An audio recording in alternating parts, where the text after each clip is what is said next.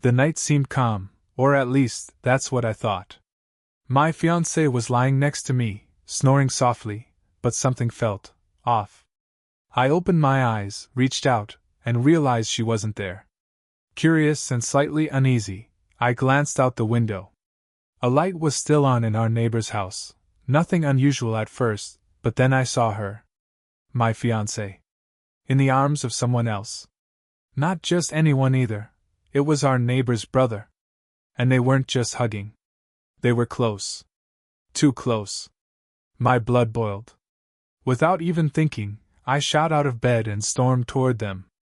The looks on their faces when they saw me, priceless. Shock. Guilt. Fear. She dropped to her knees, her face twisted in anguish, begging me to forgive her. But forgiveness was the last thing on my mind. We'd been together for 5 years. She's 43, I'm 47. I loved her deeply. I'd even shelled out $9,530 for a custom engagement ring, planning to propose this Christmas. I thought we were ready to take that next step. Clearly, I was wrong. That night, I had skipped a casual fire pit gathering our next-door neighbor was hosting. Not really much of a drinker, and with work at 5 a.m. the next day, I figured I'd hit the sack early. I remember feeling a little run down, so I called it a night and climbed into bed. Hours later, I woke up and realized she wasn't beside me. I figured maybe she was still outside at the party. I walked to the second bedroom upstairs, the one that faces our backyard, and looked out the window.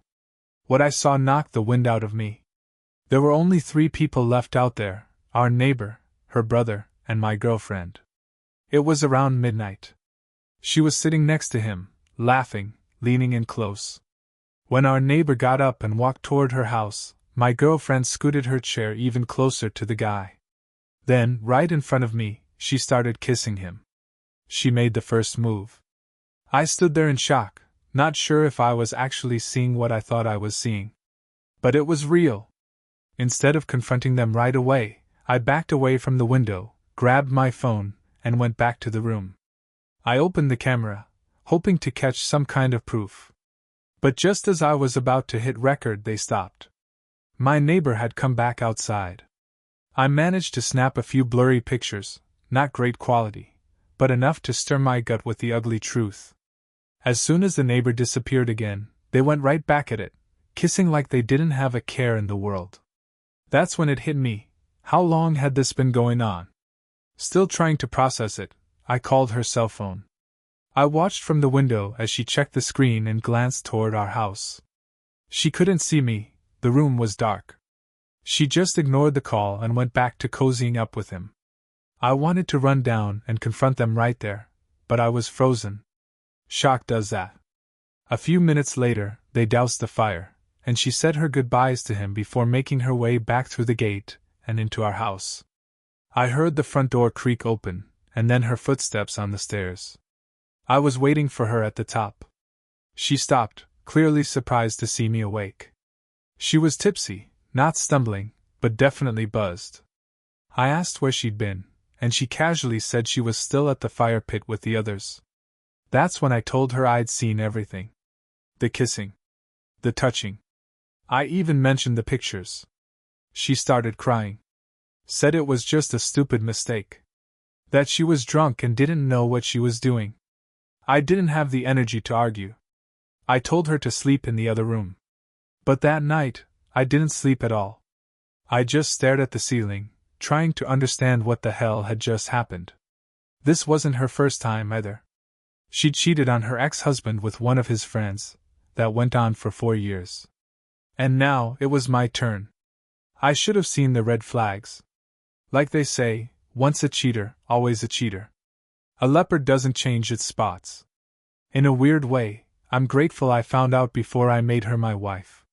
She begged for forgiveness the next morning, apologized over and over. But it didn't matter anymore. The guy she cheated on me with? He's 38.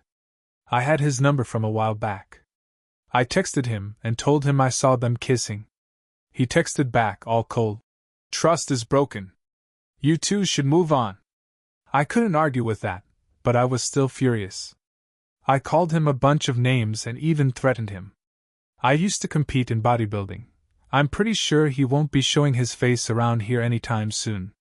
What stung most? I thought he was a good guy. But when she leaned in, he didn't stop her. Didn't even flinch. I reminded him it was her who initiated the kiss. None of it would have happened if she hadn't made the first move. But it doesn't matter now. I'm done. Luckily, we don't share any kids or finances. I can walk away clean. My heart's still shattered, though. And part of me still wonders, are they still seeing each other? After I leave her, I fully intend to let her friends and family know what she did, especially about the engagement ring I bought. She'll never wear it now. The strange part is, my girlfriend doesn't even drink that often, maybe 3 times a month, tops, and she rarely gets drunk. I never mentioned the engagement ring to her either, and at this point, I plan to return it. She's full of remorse now, saying she still loves me. But when I think back to that night, I can't help but ask myself, if she really loved me, how could she have done that? She claims she doesn't even remember kissing the guy. But I do. I saw it with my own 2 eyes. I don't drink, so my memory of it is crystal clear. I even have some blurry photos on my phone that confirm what I saw. She doesn't deny it anymore. She admits it happened. Now the shock has worn off, but something darker is setting in. Resentment. I find myself growing distant, even a little mean sometimes. And still, she keeps pushing for us to stay together, asking for another chance. But deep down, I feel like I failed as a man, not because she cheated once, but because I let it happen again. I told her straight up, if she still wants that guy, I'm gone. She swears she doesn't. She keeps telling me to stop worrying. Still, every time I see him, and I do, because he's our neighbor's brother, I can't stop the paranoia. I keep wondering if she's secretly wishing she was with him instead. She even suggested we sell the house and move, thinking it might help if I wasn't reminded of that night every time he shows up. I get her logic, but it feels like too little, too late. I haven't told any of my friends about what happened. Honestly, I'm embarrassed.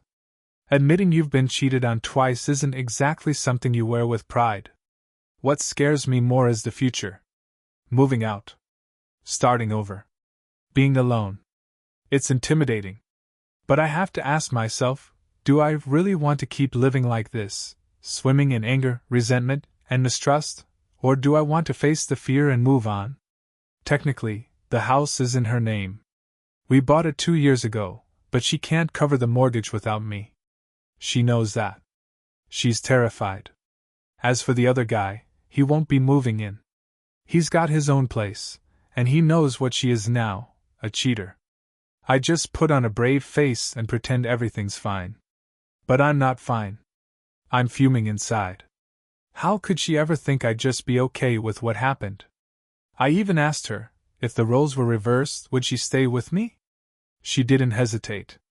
She said no. Well, that's my answer right there. The good thing is, I can leave without any legal strings. No shared finances, no kids. She'll be devastated when I finally pack my things and go, but that's on her. She threw away 5 years for a kiss with some younger, better-looking guy. And now she's left to deal with the fallout. Honestly, I'm about 90% sure I'm out. It's hard to even look her in the eye now. I don't believe her when she says she loves me anymore. She can be the neighborhood flirt for all I care. That's probably all I'll use her for until I'm fully out the door. The guy she kissed, he knew we were together. He's no better than she is. But soon they'll both be someone else's problem. I'll make sure all her friends and every neighbor on this street knows exactly what she did. And if I'm being honest, there's a part of me that wonders if I could have done something different, like shown her more affection or been more fun, maybe even drank socially like she does. But even if I was lacking in some way, nothing excuses what she did behind my back. She was looking for attention, plain and simple. She didn't feel like she was getting it from me, so she went looking for it elsewhere. Now, 2 weeks later, I'm in full-blown moving mode, getting everything ready to get away from her. She's still trying to act like things are normal, like everything's fine. But I know better. The sooner I get out of this house and away from her, the better. I heard our neighbor threw another party recently. Everyone showed up except for the guy she cheated with. I haven't seen him since that night. It's getting harder not to snap and bring it up again, but I'm keeping it together. At that party, I told a few of the neighbors what happened. I didn't hold back. I told them about her cheating. Some of them even said they noticed her flirting with him before she ever got drunk that night. They promised not to say anything to her, but word spreads fast. There's no way she's going to stay in this neighborhood after I leave. She won't be able to afford the place, and the shame alone will drive her out. I just hope that kiss was worth it, because the pain she's about to live with is going to follow her into whatever new life she tries to build. In a week, I'm going to fake like everything's cool between us. Then, one morning, I'll be gone, without a trace. I'll leave a long letter explaining how she betrayed me, and how I had a ring sitting in a drawer, waiting for Christmas. It's a blessing I found out when I did. If I had married her, things would have been a hell of a lot worse. It's been 3 weeks now, and the memory still stings. I've talked to just about every neighbor, told them the whole story. Some even hinted that she'd been eyeing the guy way before that night. They'd seen her being too friendly, too flirty. Apparently, cheating's kind of her thing. She did the same to her ex-husband, cheated on him with one of his friends for years. Then, when they split, she walked away with a fat divorce settlement, and used that cash for the down payment on this house. Her ex?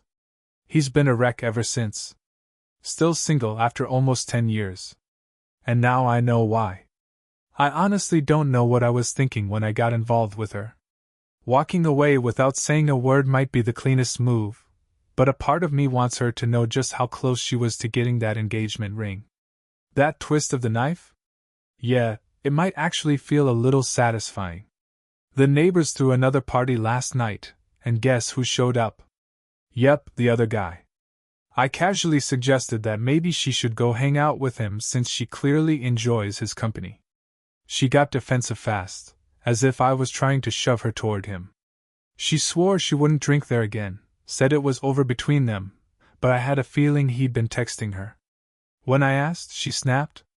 Flat out denied it and got pissed.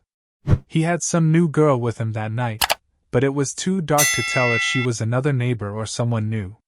If he started dating her right after making out with my girlfriend, you better believe I would have let that new girl know exactly what went down on Labor Day. But I didn't want to escalate things.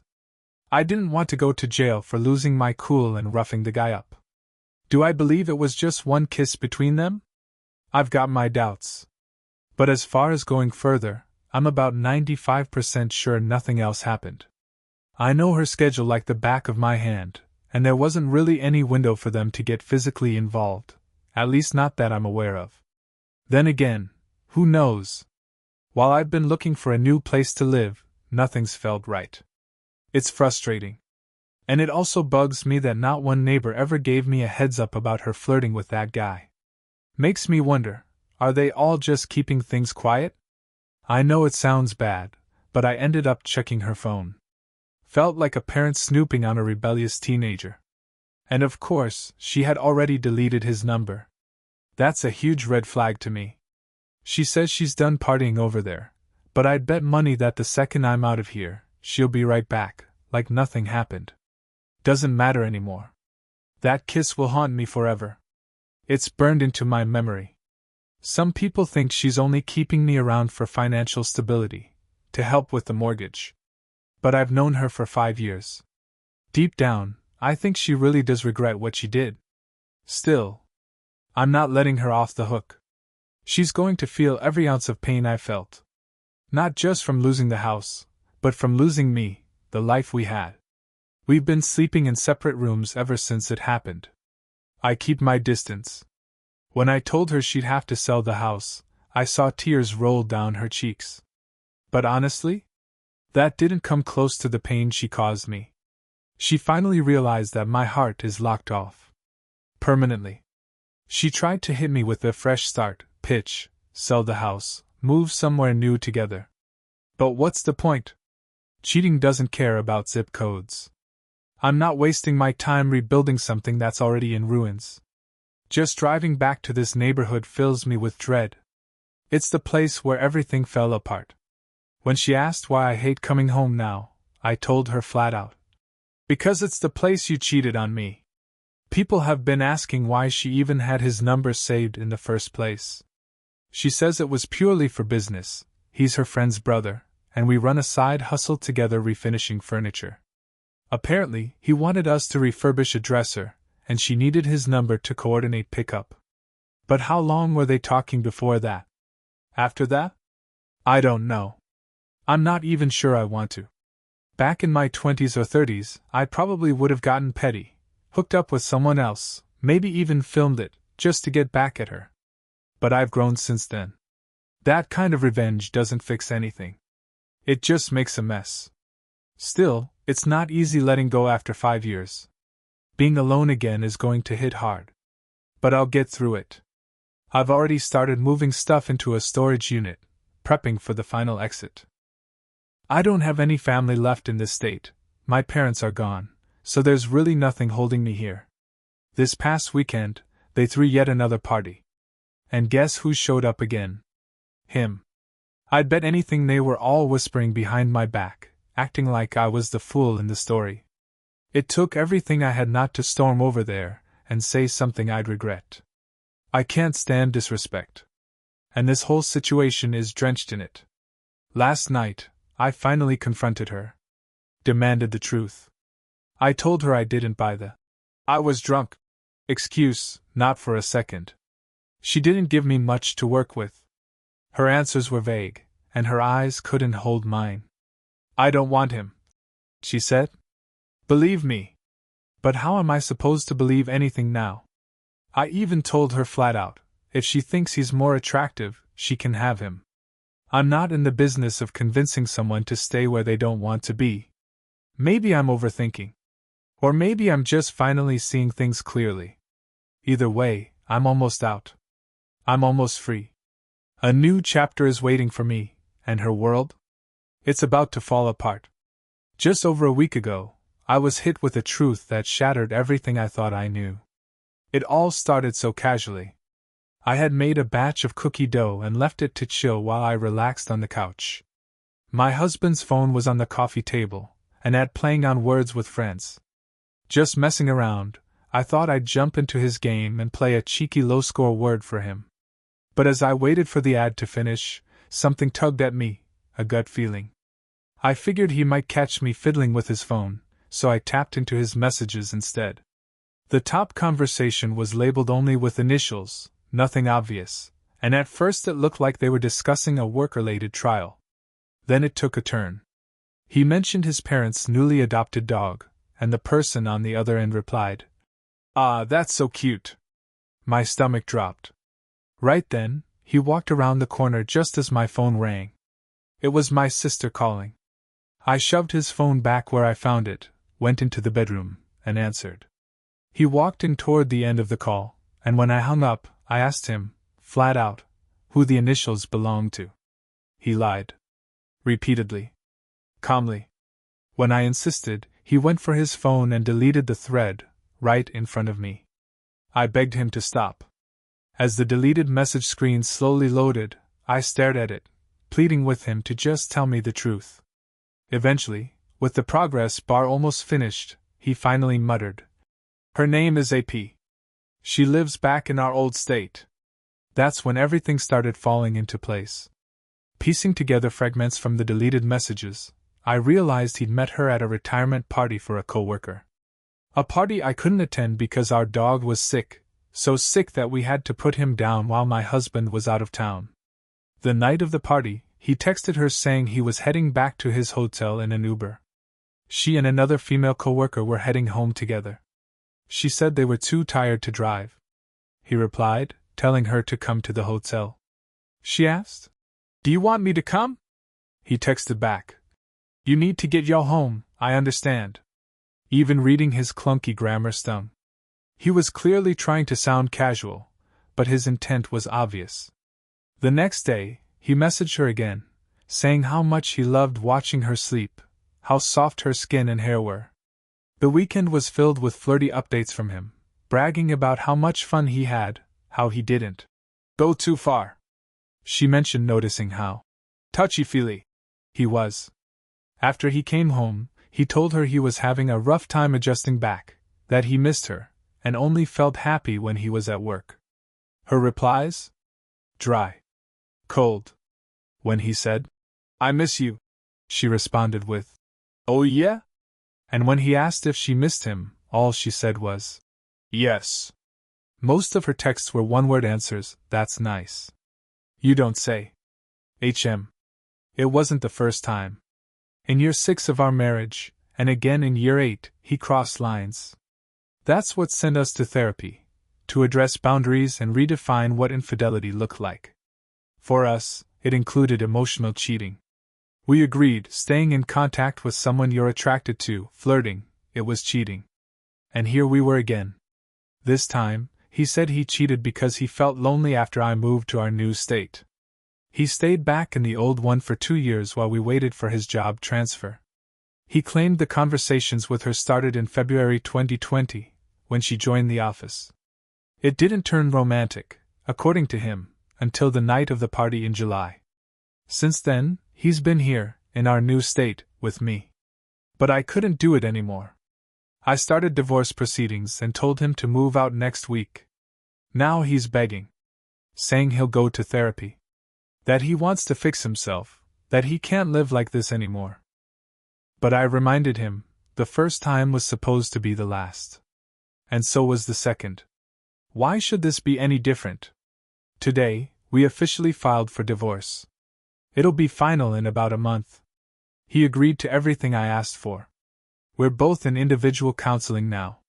He's reading Not Just Friends, and I'm reading Leave a Cheater, Gain a Life. He moved into his own apartment, but we've agreed to let our dogs have occasional playdates. He says he still wants reconciliation. But I can't. I can't forget what he did. I can't forget the image of him in bed with her. I can't forget how she got the version of him who was flirty, fun, excited, while I was left with the reality of the betrayal, the pain. I even had a dream recently where he got violent. Not something he's ever done in real life, but in the dream, I had to remind him. This isn't like you. What really messed me up. She said the same thing after their night together, that he wasn't like that. That he changed for her. I can't move past that. He gave her his best, and left me with the wreckage. What I got in the end wasn't love. It was someone who came home every night completely drained, always blaming it on work. He painted himself as the poor, overworked husband. At the time, I bought it. I felt bad for him. Gave him grace. But now, he's admitted it was all a lie. That whole routine, the fatigue, the stress, it was just a cover. What hurts even more is how alone I felt through all this.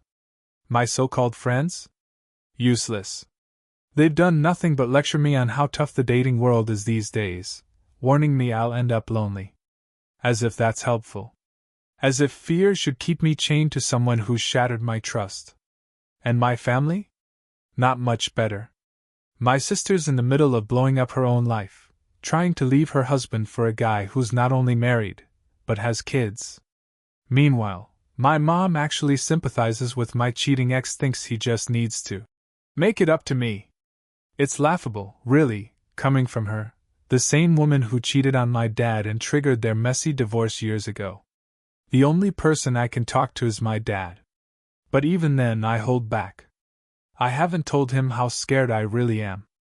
How anxious I feel stepping away from the only serious relationship I've had since I was 16.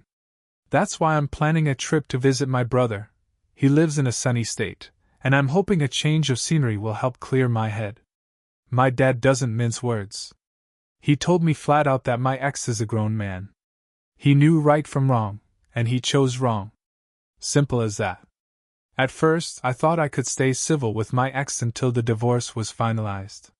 Just smile and nod until I got what I needed. But now I'm not so sure. Technically, we have no real reason to talk anymore. The papers are signed, everything's split.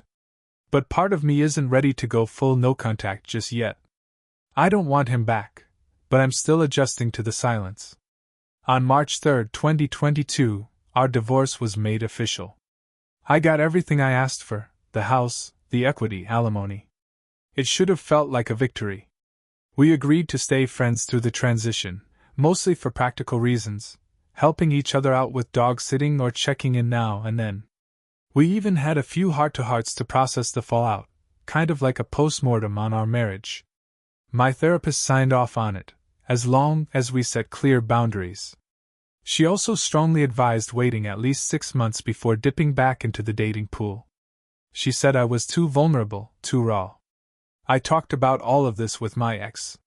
We agreed that if either of us started dating again, we'd tell the other first. It felt mature. Honest. He claimed he had no plans to date. That he still wanted me back. Even if I moved on first, he said he'd wait, because once I was dating again, reconciliation would be off the table. That was his way of showing he was serious. Or so I thought. Then one random night, he had his dog over at my place. Everything seemed fine, routine, even until Facebook suggested I friend a woman I didn't know. She was listed as the girlfriend of his coworker. Thing is, I wasn't even friends with the coworker. Which meant he had to be. And if that connection was popping up on my feed, it meant something. My brain started spinning. Was he messaging her? Flirting? Falling into the same pattern that wrecked our marriage in the first place? When he came to pick up the dog, I couldn't help myself. I asked if I could see his phone. Not my finest moment. I know that. He didn't hesitate. Handed it over. And I didn't find what I was afraid of. No messages to her. Nothing suspicious. But there were texts with 2 other women. He said they were just friends. Claimed nothing romantic was going on. I asked him why he didn't tell me. We had agreed to be open, to share if someone new came into the picture. Not because we owed each other anything anymore, but to keep things clean. Respectful. He didn't really have an answer. Just looked at me and asked, "Why does it even matter? We're divorced. We're not getting back together." And yeah, he was right. But it still stung. I tried to explain why I was so upset. It wasn't just about him talking to other women. It was the secrecy. The lying. The same old patterns creeping back in. What triggered me wasn't that he might be moving on, it was that he claimed he wasn't. Said he had no interest. That there was no one else. Yet there he was, texting someone behind my back, again. I wanted to believe we could still be friends somehow. That we could be civil. But it wasn't simple. The whole thing started unraveling when Facebook randomly suggested I friend his coworker's girlfriend, someone I didn't even know. It made me wonder if he was up to something, flirting again like before. That's when I asked to see his phone the first time. He let me, and I found messages with 2 different women. He said they were just friends. Of course. But we had an agreement: if we were going to stay in each other's lives as friends, we had to be honest. No secrets. For a few days after that, he tried. He shared his location, told me his plans, and it helped. I started to feel like maybe we could do this, keep some kind of connection without the old toxicity. Then I asked him a question. Hypothetical, but real enough: how would you feel if I went to hang out alone with a single guy friend? He admitted he wouldn't be okay with it. No hesitation. Yet when I asked about the coworker again, he said she was just being friendly. That it was nothing. I asked to see his phone a second time, and there it was. He'd lied. He had turned down her invitation to hang out, but in the same breath, told her he was planning to visit her office the next day.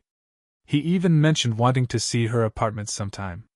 It wasn't about whether anything physical had happened. It was about the intent. The dishonesty. Again. He tried to defend himself, saying, "I talk to my female coworkers the same way I talk to the guys." Maybe. But I'm not just another coworker. I'm the woman he betrayed. The one who trusted him. The one he broke. And that means I get to set boundaries. I get to protect myself from being hurt all over again.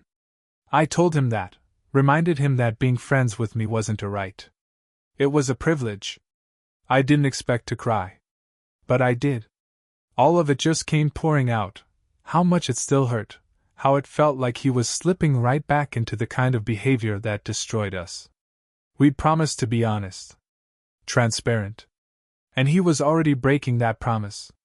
When the conversation ended, he leashed my dog, the way you signal it's time for someone to leave, without saying a word.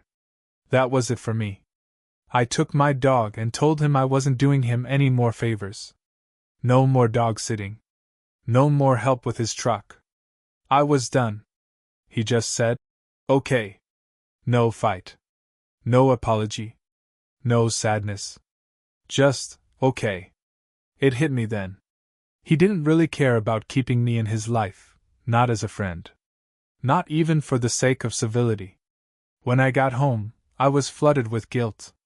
Not about him, about the dog. I love that dog. He's been my comfort through all of this. The idea of losing him hurt more than losing my ex ever could. So I sent a message.